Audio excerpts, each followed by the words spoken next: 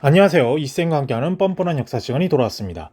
우리가 지난 시간에는 일제 시대별 식민 통치에서 첫 번째, 이른바 일제 무단 통치, 또 다른 말로 헌병 경찰 통치를 통해서 조선 총독부가 만들어지고 조선 총독이 어떤 사람이었는지, 그리고 일제가 무단 통치를 통해서 실시했던 헌병 경찰 제도와 그리고 우리나라의 경제적 침탈 정책이었던 토지조사 사업, 그리고 회사령 설치, 그리고 철도 건설들을 통해서 우리나라의 경제적 침탈에 대한 실제 목적과 내용을 알아봤고요. 일제의 식민지 교육 정책이었던 1차 조선 교육령을 통해 한국인에 대한 우미나 교육으로 어떻게 통치를 했는지에 대해서 배워봤습니다. 이제 이번 시간에는 바로 1920년대 바로 문화통치에 대해서 배워볼 건데요. 이 문화통치는 굉장히 중요합니다. 왜 중요하냐면 또 다른 말로 민족 분열 통치라고도 불리는데, 왜 민족 분열 통치, 문화 통치냐? 바로 친일파를 양성하기 위한 민족 분열책이에요. 민족 분열책. 왜 민족 분열책이었느냐? 바로 자치론, 그리고 참정론 같은 내용들이 대두되기도 되는데, 그 배경을 보면 무단 통치로 인한 한국인의 저항이에요. 그래서 굉장히 중요한 우리 3.1운동, 독립운동의 첫 번째 스타일로 할 때 배울 건데, 이 유관순 열사를 중심으로 했던 3.1운동으로 인해서 우리 한국인들의 뭉치는 무서움을 보여주자. 이래선 안 되겠다라고 해서 통치 스타일을 무단 통치에서 문화 통치로 바꾸게 됩니다. 그래서 그 내용이 이렇게 쭉 나오게 되는데요.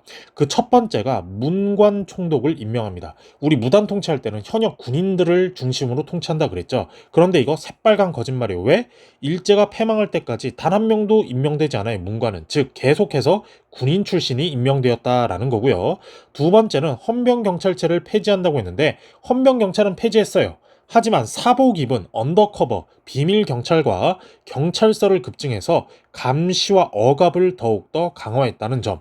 그리고 세 번째는 지방제도를 개편해서 이제 우리 한국인들에게 의결권을 행사하게 해주겠다라고 했는데, 그래서 만든 게 도평의회, 부면협의회, 이른바 의회 같은 건데, 이것도 의결권 없는 자문기관, 한마디로 거수기 노릇하는 기관에 불과했다라는 거고요. 신문과 잡지를 발간하는 것을 허용했어. 이제 언론, 집회, 결사의 자유를 인정해줬다고 하지만 오히려 검열을 강화했어요. 일본에게 나쁘게 말하는 항일, 반일, 그리고 독립운동에 대한 내용을 적시하면 다 삭제하거나 하얗게 광고면으로 칠해서 버리는 검열을 강화했다는 거고, 그리고 다섯 번째는 차별교육. 1차 조선교육령에서 말했던 것처럼 보통교육과 실업교육만 하지 않고 이제 너희도 고등교육을 받게 해줄게 라고 했지만, 이것도 새빨간 거짓말인 동시에 한국사와 지리 수업을 오히려 축소를 했다는 점. 그리고 정말 무서운 게 치안유지법이라는 걸 제정해요. 이 치안유지법이라는 게 뭐냐면은 1925년에 제정한 법인데, 독립운동, 사회공산주의 운동 탄압에 활용을 하는데, 일본도 자본주의 국가란 말이야. 자본주의 국가에서 공산주의 n분의 1방 우리 사회주의를 운영합시다 라고 하면은 탄압을 하겠죠. 근데 주로 독립운동, 좌파 계열이 이 독립운동에서 치안유지법, 사회주의자를 받아들인 사람이 많다 보니까 이런 독립운동을 탄압하는데 아주 막강한 법으로 활용했다라는 겁니다. 요거와 관련된 사료를 보면요, 이렇게 운영이 됩니다. 치안유지법이라고 제정을 했다 그랬죠. 그래서 독립운동, 사회공산주의 운동에 탄압을 하는데, 이게 왜 중요하냐면 국가 체제를 변혁하거나 사유재산 제도를 부인할 목적으로 결사를 조직하거나 그 사정을 알고 가입한 자는 10년 이상 이하의 징역 또는 금고에 처함. 즉 사회주의 운동에 가입하거나 활동만 해도 금고거나 징역살이를 해야 된다라는 거고요. 누구를 막론하고 본법의 시행구역 밖에서 범한 자에게도 이를 역시 적용함. 즉 일제가 이 치안유지법을 적용할 때는 일본 그리고 한국뿐만 아니라 해외에서 활동하는 경우에도 적용되었다 이거예요. 즉 상하이나 만주에서도 일본 경찰에 의해서 치안유지법으로 잡힐 수가 있고 처벌받을 수가 있었다라는 겁니다.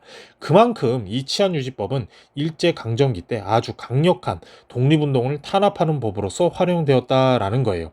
그래서 더 관련된 도표를 보면요, 이렇게 운영이 되는데, 원래는 무단 통치였다니까 1919년까지. 그런데 왜 20년대 문화 통치로 바꾸게 되었냐? 그거는 바로 요 3.1운동 때문이었다라는 거예요. 그래서 한국인을 이간 분열시켜서 바로 친일파를 양성할 목적이었다라는 게 핵심적인 내용이고요. 그래서 총독을 임명하는데 군인에서 문관을 한다고 했지만 구라.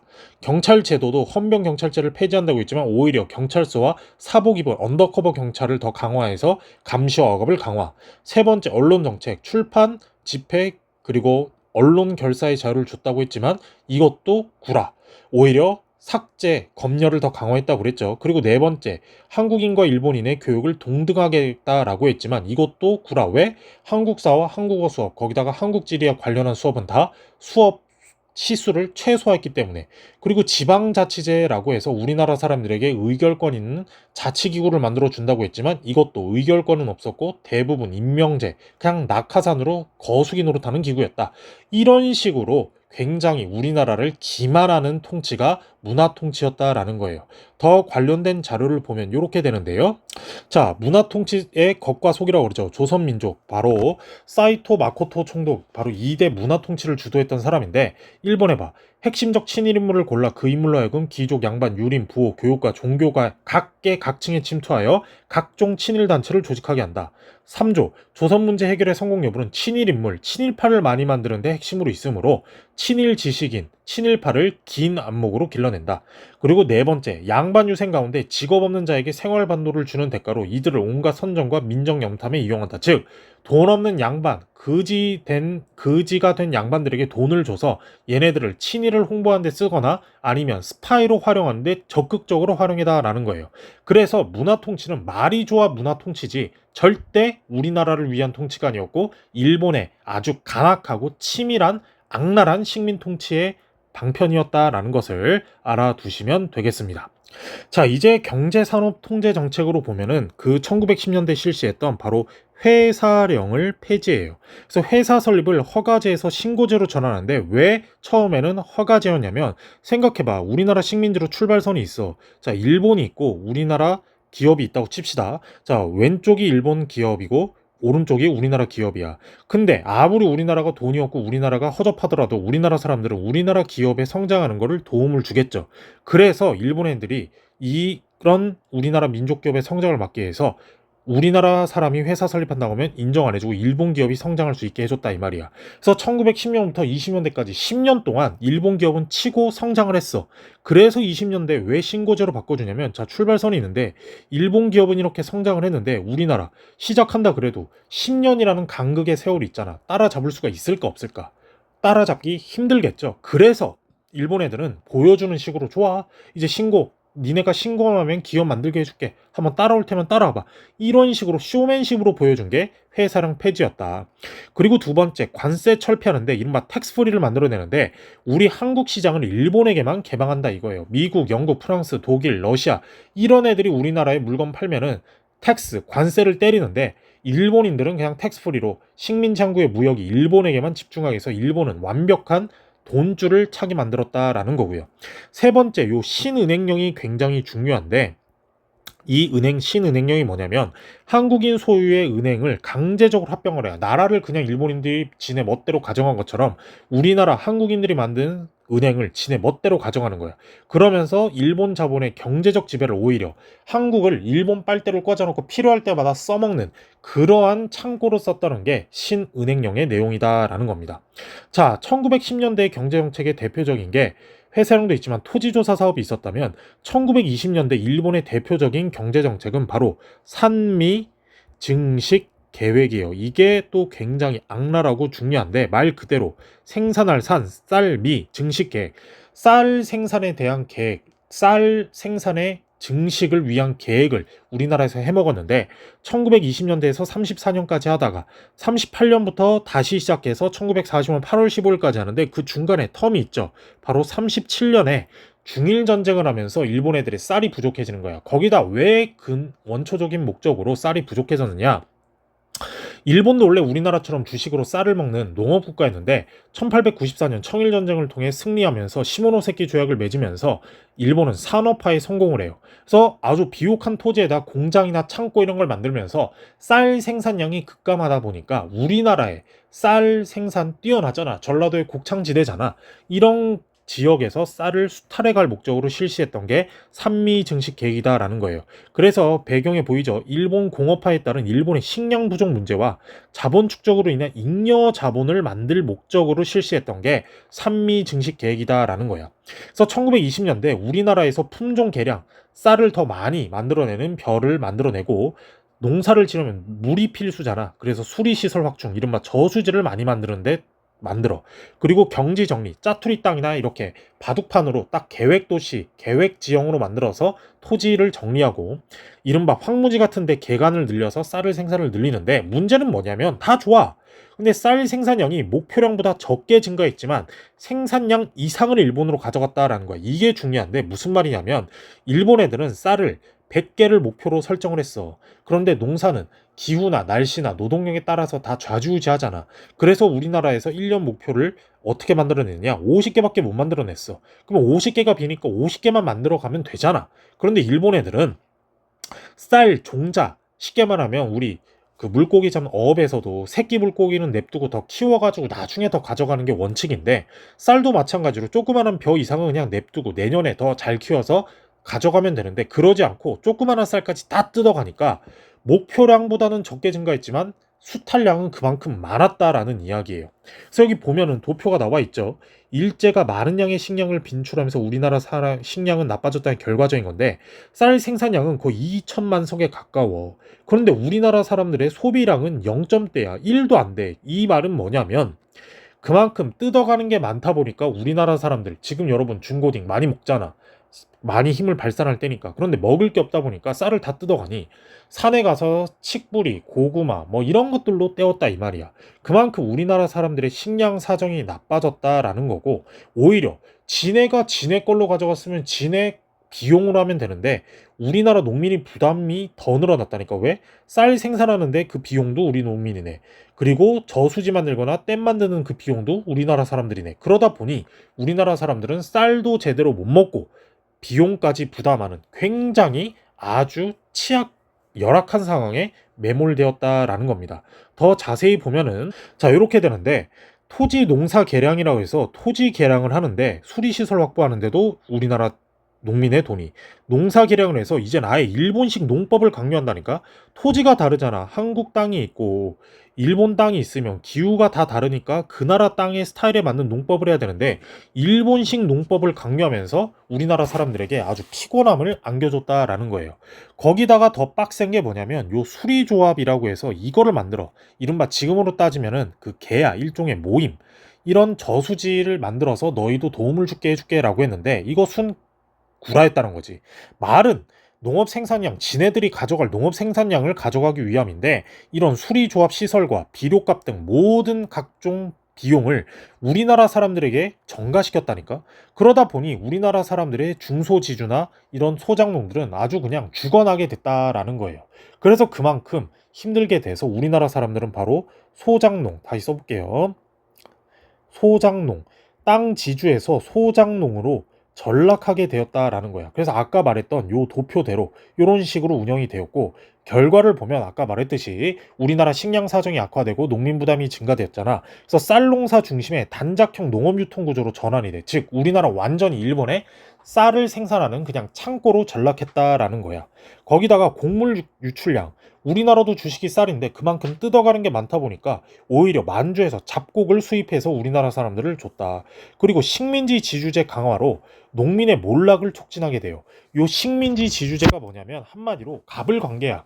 그만큼 일본인 지주가 갑이고 우리나라 사람들이 소작농으로서 의뢰 관계가 되는 그만큼 불평등한 관계로 촉진해서 농민의 몰락을 촉진해서 해외 우리나라 사람들이 간도, 연해주, 미국으로 이주해서 토지 이탈민이 증가하게 된 게 이 1920년대의 대표적인 계획이었다라는 것을 알아두시면 되겠습니다. 자, 이제 마지막 1920년대 일제 식민지 교육 정책인데 자, 1차 조선교육령과 달리 2차 조선교육령은 빛 좋은 개살구야. 쉽게 말하면 왜? 보통학교와 교육 연한을 증가하는데 즉 원래는 4년이었는데 6년으로 늘려줬어. 기초교육을. 거기다가 조선인의 고등학교 진학을 가능하게 해줬는데 이것도 정말 새빨간 거짓말이고 보여주기라는 게 왜 그러냐? 아니 우리나라 지금은 복지국가가 돼서 우리는 지금 무상 의무 교육이잖아. 근데 이때만 하더라도 그런 게 아니라니까. 돈을 내야 돼. 학원처럼 한 달에 한 번씩. 그래야 교사들 월급도 주고 학교 시설도 정비하고 그러는데 아니 한국인들은 돈이 없어. 근데 고등학교를 어떻게 갈 거야? 지금 중학교 가기도 힘든데 이래놓고 보여주기로 쇼맨십으로 이렇게 보여줬다는 거고 두 번째는 한국어와 한국사 필수 과목으로 지정해줬다니까. 필수 과목이야. 그런데 수업 시수를 최소화했어. 이게 뭐냐면 우리 일주일에 고등학교 국어는 4시간, 한국사는 3시간이잖아. 근데 국어와 국사를 1시간을 합쳐놨다니까. 즉 우리 고등학교 수업 50분이 1시간이죠. 근데 45분, 45분 이렇게 0.5, 0.5로 쪼개놓고 이걸 합쳐서 1시간인데 국어와 국사, 한국사를 같이 나눠서 들어라 이거야. 이게 무슨 소리냐고. 지금 1시간씩 해도 우리 평소에도 1시간씩 해도 시험 기간이나 아니면 공휴일로 이런 대체 휴일이 많아서 쉬는 것 때문에 진도 빠지는 것 때문에 우리 실제도 힘들잖아. 그런데 국어와 국사, 한국사를 같이 1시간에 나눠서 하라니. 이게 말이야 막걸리야. 이런 식으로 보여주기 식으로 했다는 거고 서당 설립도 이제는 허가제로 우리 1차 조선교육령 때도 반일 교육이나 항일 교육을 하면 사립학교 규칙 제정을 해서 사립학교를 문 닫게 했잖아. 그래서 사람들이 서당, 이른바 지금으로 따지면 홈스쿨링 수업을 많이 했는데 홈스쿨링 수업도 서당 규칙 제정을 통해서 탄압을 하다가 이제는 보여주기 식으로 학원처럼 뭐 등록증, 운영 자금 이런 거를 꼼꼼히 보는 허가제로 운영하면서 보여주기 식이었다. 자, 그리고 정말 더 웃긴 건 경성제국대학인데 이 경성제국대학이 뭐냐? 지금의 서울대예요. 예전에 일본에서 만든 게 지금의 서울대로 바뀌는데 나중에 1920년대 실력 양성 운동을 할 때 조선인들의 밀립대학 설립 운동이라는 걸 벌여. 즉 우리 한국인 조선인들도 대학을 진학을 인정해 달라라고 하면서 벌이는데 이게 바로 항일 운동으로 격화될 모습을 보이자 일본인들이 급하게 만든 게 바로 경성제국대학이야. 야, 이거 대학교 만들어줬으니까 니네 그 밀립대학 만드는 거 때려치고 경성제국대학으로 와. 그러니까 그만해야 돼. 라는 게 목적이었지만 실제는 식민지 현지 고등 관료를 양성할 목적이었다고. 조선 총독부에도 엘리트 똘똘한들을 데리고 와서 식민 통치를 한국인을 통치해야 될 거 아니야. 일본인으로 다 메울 수는 없었을 거니까 한국인을 통치하는데 좀 똘똘한 놈들을 데리고 와야 되는데 아닌 놈들을 데리고 오면 골치 아프니까 식민지 현지에서 고등 관료를 양성할 목적으로 만든 게 요 경성제국대학을 설립한 것이지 정말로 우리나라 사람들에게 그 대학에 고등교육을 해주려고 했던 게 결단코 아니었다라는 내용이에요. 그래서 이 경성제국대학도 기만술 중에 하나였다라는 거고 이거와 관련된 내용은 1920년대 실력 양성 운동할 때 더 자세히 배워보도록 하겠습니다. 자, 이렇게 해서 우리는 이번 시간에 1920년대 문화 통치, 이른바 민족 분열 통치를 통해서 일본인들의 기만에 대한 우리나라 한국인에 대한 기만술에 대해서 배워봤고요. 1920년대 대표적인 경제정책인 삼미증식 계획을 통해서 우리나라 사람들이 굉장히 힘들게 살아남았고 그로 인해서 일본인들은 식민지 교육 정책도 굉장히 기만술로서 대했다라는 것을 알 수 있었습니다. 그래서 이번 시간은 문화 통치, 민족 분열 통치에 대해서 알아봤고요. 다음 시간에는 이제 1930, 40년대 민족 말살 정책에 대해서 배워보도록 하겠습니다. 그래서 오늘 수업은 여기까지고요. 좋아요, 구독, 알림 설정 해주시고 다음 시간에 더 재밌는 수업으로 찾아오도록 할게요. 다음 시간에 만나요.